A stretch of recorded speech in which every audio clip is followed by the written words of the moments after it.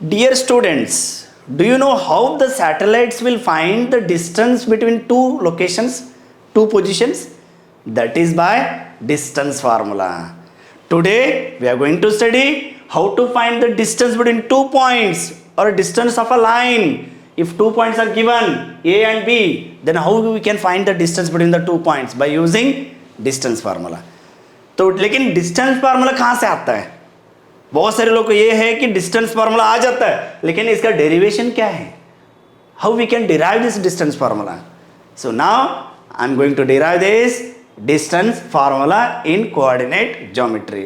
Okay, so let me start by drawing two lines. Cartesian plane को draw करना पड़ेगा ताकि इजी हो जाएगा आपको और आपको अच्छे से समझेगा. मैं अगर डायरेक्टली पॉइंट लेंगे तो कर सकता हूं, लेकिन ये कार्टेशियन प्लेन है, ये एक्स एक्सिस है. ये देखो यहाँ पे X axis, this is X and this is X dash, Y dash.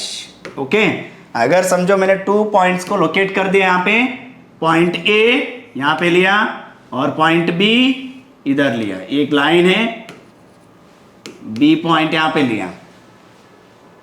Okay, और इसके कोऑर्डिनेट्स लिखेंगे. क्या कोऑर्डिनेट्स है? इसका x1 y1 और इसका x2 y2. राइट? हाँ, तो अभी ये दोनों का डिस्टेंस फाइंड करना है, यानी ए बी का डिस्टेंस फाइंड करना है.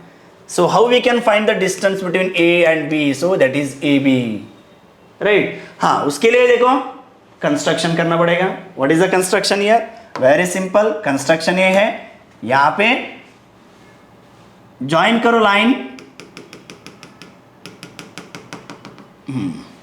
और इधर भी ज्वाइन करेंगे और यहां पे भी ज्वाइन करेंगे और इधर लाइन ज्वाइन कर लेंगे.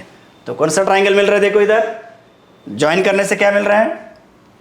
राइट एंगल ट्राइंगल मिल रहा है. यहाँ पे 90 डिग्री रहेगा. सो ए बी और इसको सी ले लेंगे, पॉइंट सी. कौन सा ट्राइंगल मिल रहा है? Right angle triangle. तो राइट एंगल ट्राइंगल रहेगा तो देखो थोड़ा एक बार सोच लेना. ये भी क्या होता है? हाइपोटेन्यूज होता है.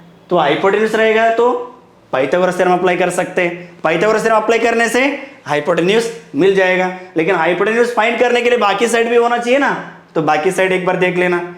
और इधर AC कितना होता है पहले फाइंड कर लेना. डिस्टेंस AC के देखो क्या होगा? AC का वैल्यू, ये वैल्यू इधर x1 है और इधर C वैल्यू x2 है. देखो इधर x2 है तो इधर भी x2 रहेगा. सो टोटल x2 है और ये x1 है. x2 में x1 माइनस करेंगे तो AC मिल जाएगा. So AC will be x2 minus x1. Clear no? ये देखो वापस मैं रिपीट कर रहा हूं. ये है x2 है और ये x1 है. ये x2 में x1 सब्ट्रैक्ट करो, ये AC मिलेगा. तो अभी BC फाइंड करना है. BC कैसे फाइंड करेंगे? चेक करो यहाँ पे BC, ये वर्टिकल डिस्टेंस है यानी y में रहेगा. ये टोटल डिस्टेंस है y2 है और ये वाला y1 है. तो y2 minus y1, y2 minus y1, ये क्या हो गया? BC है. राइट? हाँ, देखो अभी AC मिल गया, BC मिल गया. अभी फाइंड करना बाकी क्या है? AB फाइंड करना है. So AB square apply Pythagoras theorem. First उसके पहले लिखना पड़ेगा in triangle ACB, Pythagoras theorem apply Pythagoras theorem. AB square is equal to what? AC square plus BC square. Right ना? रीजन लिख सकते हैं पाइथागोरस थ्योरम. पाइथागोरस थ्योरम का statement तो सबको आता है. राइट? हाँ. नेक्स्ट है AB स्क्वायर मुझे फाइंड करना है. इसको एज इट इज लेना. AC वैल्यू तो मिल गया.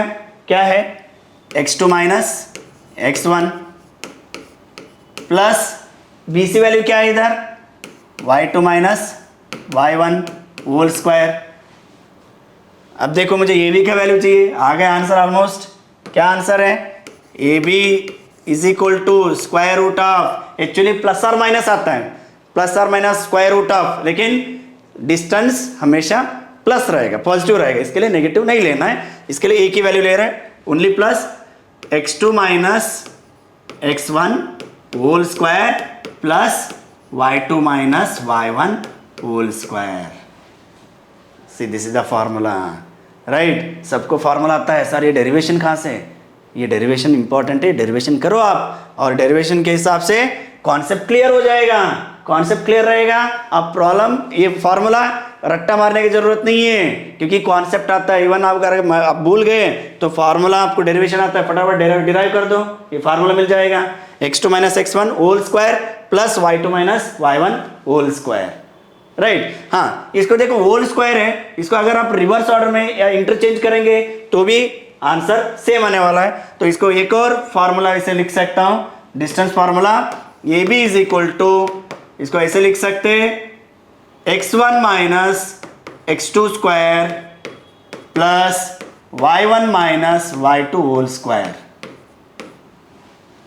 ये देखो, क्योंकि स्क्वायर है, अगर इसका आंसर नेगेटिव आएगा, नेगेटिव का स्क्वायर पॉजिटिव आने वाला है, इसके लिए आप x1 माइनस x2 भी ले सकते हैं, x2 माइनस x1 भी ले सकते हैं, दोनों सेम है, राइट। फॉर्मूला ये लिखो या ये लिखो, फॉर्मूला सेम है, लेकिन कॉन्सेप्ट इंपॉर्टेंट है।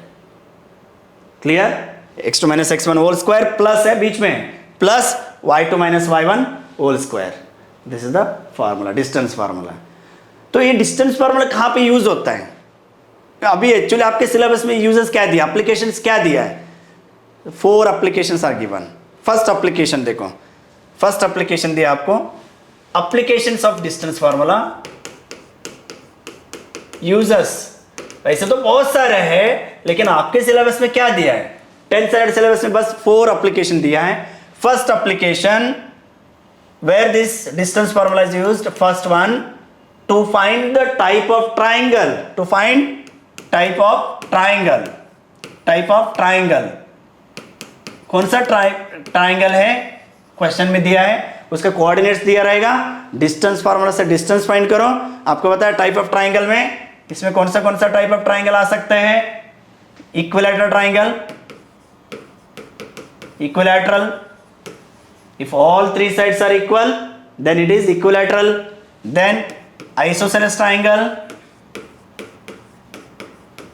if 2 sides are equal then it is isosceles triangle, then scalene triangle,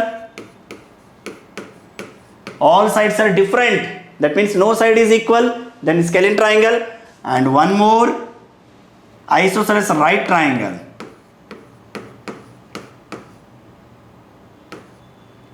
isosceles right triangle।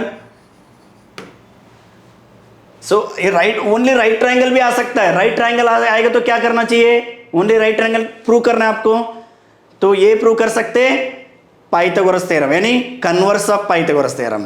Converse of Pythagoras theorem states that square of the hypotenuse, square of the hypotenuse is equal to square of sum of remaining 2 sides, यानी तीनों sides point करेंगे, उसमें longest side आपको तो पता है, longest side क्या रहेगा? हाइपोटेन्यूज, उसका स्क्वायर लेना पड़ेगा। Hypotenuse square is equal to square of sum of remaining 2 sides, then it is a right angle triangle, and it is right angle opposite to the longest side. Longest side का जो opposite angle होता है वो right angle रहेगा, then triangle is right angle triangle.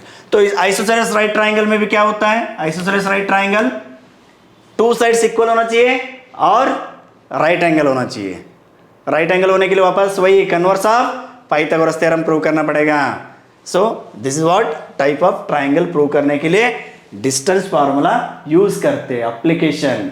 Next आएगा, इसके बाद second application दिया है type of quadrilateral. You can prove type of quadrilateral bye using distance formula. Type of quadrilateral मतलब कौन सा टाइप का क्वाड्रिलेटरल प्रूव कर सकते हैं? First one, very basic question, very basic, बताओ मुझे, गेस करो, कमेंट करो, क्या हो सकता है? Yes, parallelogram. क्या ये? Parallelogram, parallelogram, parallelogram, right. Next, यानी पैरेललोग्राम कैसे प्रूव करेंगे? Very simple, pair of opposite sides are equal. If opposite sides, pair of opposite sides are equal, then it is parallelogram. क्योंकि यहां पे पैरेलल साइड तो prove नहीं कर सकते, तो उसके लिए इक्वल साइड्स प्रूव करना पड़ेगा। अपोजिट साइड्स, ये अपोजिट साइड्स और ये अपोजिट साइड्स इक्वल है, then it is parallelogram. Then after that parallelogram के बाद ऑफ कोर्स हाँ टाइप में आता है ना रेक्टेंगल। कौन सा रहेगा? रेक्टेंगल। रेक्टेंगल में क्या होगा? Of course opposite sides equal है, राइट, अपोजिट साइड्स इक्वल है, उसके बाद डायगोनल्स भी इक्वल होंगे। वेरी इंपॉर्टेंट, यानी by using distance formula you have to find pair of opposite sides are equal, then it is a parallelogram, then diagonals are also equal, then it is rectangle. Rectangle का एक और है, guess करो क्या है, मुझे comment में बता देना। एक और है इसमें रेक्टेंगल, दूसरे मेथड से भी सॉल्व कर सकते हैं, प्रूव कर सकते हैं। जो रियली कमेंट करके मुझे बता देगा, मैं उनको एक गिफ्ट देने वाला हूँ, गिफ्ट भेजने वाला हूँ। चलो अभी स्टार्ट करते हैं। रेक्टेंगल हो गया, नेक्स्ट है, उसके बाद नेक्स्ट आएगा रोम्बस। कौन सा रहेगा? रोम्बस। रोम्बस, रोम्बस के क्या प्रॉपर्टी है? प्रॉपर्टी यूज करो, प्रॉपर्टी से प्रूव करना है।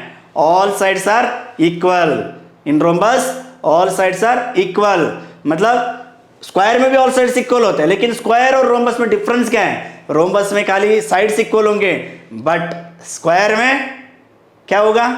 डायगोनल्स भी इक्वल होंगे, because square is the combination of rectangle and rhombus. ये प्रॉपर्टी आपको 8th स्टैंडर्ड में है। Square is the combination of rectangle and rhombus. इसके लिए रेक्टेंगल में क्या था? डायगोनल्स इक्वल था, स्क्वायर में भी वही डायगोनल्स इक्वल होना चाहिए, लेकिन रोम्बस में only sides are equal, all sides are equal. Then next आएगा स्क्वायर। स्क्वायर प्रूव करना है। स्क्वायर प्रूव करने के लिए क्या करना पड़ेगा? First thing all sides are equal, all 4 sides are equal. Distance formula से साइड्स फाइंड करो, अगर सब इक्वल आ गया तो रोम्बस रहेगा। उसके बाद डायगोनल्स भी इक्वल होना चाहिए, अगर डायगोनल्स इक्वल आ गया तो क्या रहेगा? स्क्वायर रहेगा। देख लेना, ये एप्लीकेशन, सेकंड एप्लीकेशन है। We can prove quadrilateral is parallelogram, rectangle, rhombus and square by using distance formula, by using distance formula। देखो इतने सारे एप्लीकेशन है, तो मैंने ऑलरेडी बता दिया। अगर गूगल मैप हम लोग यूज़ करते हैं, गूगल मैप इतना सारे, वो कैसे रहेगा एप्लीकेशन? वो हायर लेवल में आएगा आपको, लेकिन एकदम अभी लोअर लेवल में 10th स्टैंडर्ड में आपको बेसिक्स दिया हुआ है, राइट। ये सिंपल एप्लीकेशन है। और है इसके बाद नेक्स्ट एप्लीकेशन है, वेरी इंपॉर्टेंट है, कोलिनियर पॉइंट्स। देखो मीनिंग कोलिनियर, कोलिनियर, कोलिनियर मतलब क्या है? By using distance formula we can find the points are collinear. ये क्या होता है points are collinear? If all the points lie on a straight line, if all the points lie on straight line A B C, अगर 3 points एक straight line के ऊपर lie करता है, then we can say points are collinear. Okay हाँ, तो for example देखो इसके लिए क्या कंडीशन हो सकता है कोलिनियर पॉइंट्स के लिए? Very simple, A B plus B C, A B plus B C, sum of 2 distance is equal to third distance. Sum of 2 distance A B plus B C is equal to A C A. हाँ, अगर points तो generally क्या है? Sum of 2 distance is equal to third distance. Points कोई भी हो सकता है। अगर समझो मैंने यहां पे सी लिया, AC plus BC is equal to AB, right? General concept है sum of 2 distance is equal to third distance, then points are collinear. अगर कोलिनियर पॉइंट्स नहीं होता है क्या होगा? देखो समझो अगर पॉइंट्स इधर है, इधर एक, इधर एक है, तो क्या होगा? ये देखो ऐसे पॉइंट्स आएंगे, ये नॉन कोलिनियर पॉइंट्स हैं। लेकिन इसमें AB plus BC is equal to AC हो सकता है? नहीं है। नॉन कोलिनियर पॉइंट्स में देखो, नॉन कोलिनियर पॉइंट्स में AB plus BC is not equal to AC। Check कर लेना, ABC है, ये डिस्टेंस होगा सेम होगा? नहीं होगा। और ये ट्राइंगल बनेगा और इधर ट्राइंगल नहीं बनेगा, तो एरिया ऑफ ट्राइंगल 0 होगा। उससे भी कर सकते हैं, एरिया ऑफ ट्राइंगल अगर 0 होता है, पॉइंट्स कोलिनियर है, इधर एरिया ऑफ ट्राइंगल 0 नहीं हो सकता है, कुछ वैल्यू आएगा, एब्सोल्यूट वैल्यू आएगा। सो ये है area of triangle, collinear points and non collinear. ये नॉन कोलिनियर पॉइंट्स है, ये कोलिनियर पॉइंट्स है। समझा? This is by using distance formula. Okay, distance only. देखो डिस्टेंस फाइंड करना है, sum of 2 distance is equal to third distance, then collinear points. Clear? अब देखो नेक्स्ट है, उसके बाद आएगा last one equidistance formula. Equidistance formula, ये क्या होता है equidistance formula? If a point is equidistant from the any two points, like for example, if a point A is equidistant from P and Q, if A is equidistant from P and Q, समझो यहाँ पे x1 y1 है